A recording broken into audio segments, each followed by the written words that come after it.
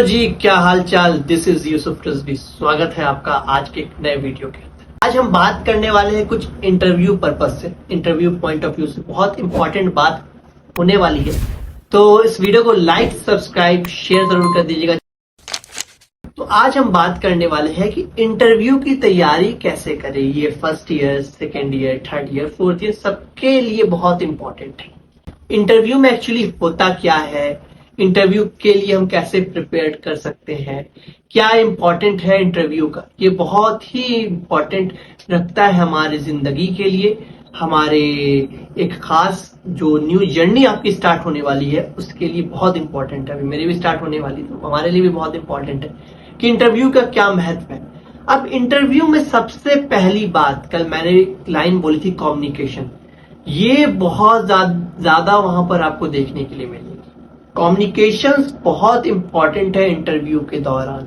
चाहे आप इंटर्न के लिए अप्लाई करते हैं, चाहे आप ऑन कैंपस प्लेसमेंट्स के लिए अप्लाई कर रहे हैं, चाहे आप ऑफ कैंपस प्लेसमेंट्स के लिए अप्लाई कर रहे हैं, ये बहुत इंपॉर्टेंट है और आपकी बहुत ही अच्छी कंठस्थ होनी चाहिए। चेक किया जाता है इंटरव्यू के दौरान कि अगर बच्चे को कुछ कम भी आ रहा है, कम्युनिकेशन स्किल्स अच्छी है, इंग्लिश अच्छी है, अच्छा बोल पा रहा है, तो वहां पर आपको सिलेक्ट कर लिया जाता है।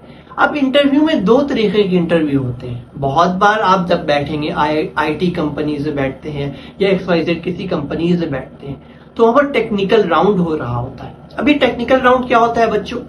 टेक्निकल राउंड जो होता है, टेक्निकल राउंड में बेसिकली आप आईटी कंपनी में बैठिएगा भाई, सॉफ्टवेयर इंजीनियर के प्रोफाइल पे बैठे, वेब डी के प्रोफाइल पे बैठे, तो टेक्निकल राउंड में आपको वहां पर बताया जाता है कि भाई वहां पे आपसे क्वेश्चन जो अराइज होते हैं, कोडिंग के क्वेश्चंस, डीएसए के क्वेश्चंस, वहां पर आपको लॉजिक बिल्डअप करना पड़ता है, सॉल्व करना पड़ता है, एल्गो लगाना पड़ता है, बहुत सारी चीजें होती है। ये होती है टेक्निकल राउंड, और ये बहुत बार 1-1 घंटा, 1.5 घंटा, अच्छा खासा टाइम बड़े बड़े कंपनी जैसे माइक्रोसॉफ्ट, अमेजन, एडोबी, इन सब के जो टेक्निकल राउंड्स होते हैं तो अच्छे अच्छे टाइम आपको चल रहे होते हैं, बहुत ज्यादा टाइम लेते हैं वहां पर इंटरव्यू, और उसके बाद ही जाके आपको नेक्स्ट राउंड के लिए फिर होते हैं। और ये टेक्निकल राउंड एक नहीं होता है, ये आपको 1, 2, 3, बहुत कंपनीज में 4-4 राउंड होते हैं, बहुत कंपनीज में 3-3 राउंड होते हैं। तो ऑन कैंपस प्लेसमेंट में यही फायदा है कि वहां पर 1 राउंड हो गए, 2 राउंड हो गए, मगर ऑफ कैंपस आप जाएंगे तो 4 राउंड, उसके बाद से 3 राउंड, इस तरीके से आपको वहां पर देखने के लिए मिलते हैं। अब ये आपके टेक्निकल राउंड्स हो गए। अब आप कंपनी में सिलेक्शन के लिए आप अगर टेक्निकल राउंड में पास हो जाते हैं, वहां सिलेक्शन हो जाता है, तो आप HR के लिए जाते हैं।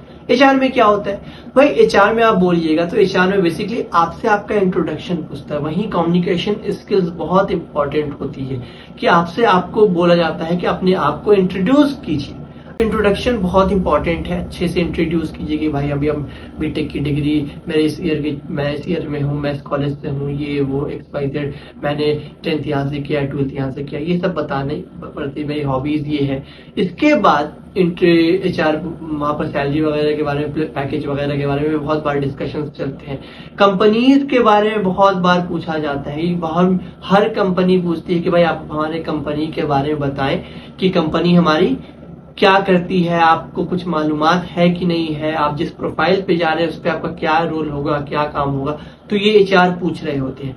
अब आप बोलिएगा कि भाई रिज्यूम का क्या काम होता है इंटरव्यू के दौरान? तो रिज्यूम का जो आपका काम होता है वो ये काम होता है इंटरव्यू के दौरान कि जब आप टेक्निकल राउंड में जाते हैं तो वहां पर जाओ, आपका रिज्यूम होता है वो बहुत अहमियत रखता है, ठीक है। उसमें से जो आपने इंटर्न कर रखी है, जो प्रोजेक्ट्स कर रखे हैं आपने, वहां से क्वेश्चन अराइज होते हैं, वहां से आपसे क्वेश्चन पूछे जाते हैं कि भाई इसका जवाब दीजिए। ये आपने अगर HTML या CSS के बेस पे एक वेबसाइट बना दी है तो भाई HTML में ये टैग का क्या यूज है, CSS में क्यों CSS हम इस्तेमाल करते हैं, क्यों स्टाइलिंग कर रहे होते हैं, बहुत सारे ऐसे क्वेश्चन आते हैं। मैं ये आपको एग्जाम्पल दे रहा हूँ। तो ये चीजें होती हैं, क्या होती हैं? 2 चीजें, एक टेक्निकल राउंड, एक HR राउंड। ये 2 इंपॉर्टेंट है। अब आपको इसकी तैयारी कैसे करनी है? तो भाई सबसे पहले मैंने टेक्निकल राउंड में बताया कि कोडिंग के क्वेश्चंस आते हैं, आईटी कंपनी से आप बैठ रहे हैं या XYZ किसी और कंपनी से बैठ रहे हैं और किसी और प्रोफाइल के लिए बैठ रहे हैं, तो वहां अलग क्वेश्चंस आ सकते हैं। मगर आईटी कंपनीज बेसिकली आपको सॉफ्टवेयर प्रोफाइल पे है, वेबडी के प्रोफाइल पे है, तो वहां पर जो इंटरव्यूअर होता है उसका माइंडसेट ये होता है कि भाई इसको एक डीएसए क्वेश्चन दिया जाए, ठीक है। वो पैकेज पे भी डिपेंड करता है, बहुत बार डीएसए क्वेश्चन दिया जाए, अब उसको सॉल्व करना है, वहां पर आपको लॉजिक बिल्ड करना है, एल्गो लगाना है, आप कैसे उस प्रॉब्लम को सॉल्व कर पाते हैं, इसके बाद ही आपका सिलेक्शन होता है और नेक्स्ट राउंड के लिए आप एलिजिबल होते हैं। और एचआर में जब आप जाते हैं तो आपसे आपका इंट्रोडक्शन, हॉबीज, आपके पेरेंट्स क्या करते हैं, आपका बैकग्राउंड क्या है, आप कंपनीज के बारे में क्या जानते हैं, ये बहुत इंपॉर्टेंट होता है। तो इसकी तैयारी करने के लिए आपको अपने ऊपर मेहनत करनी होगी।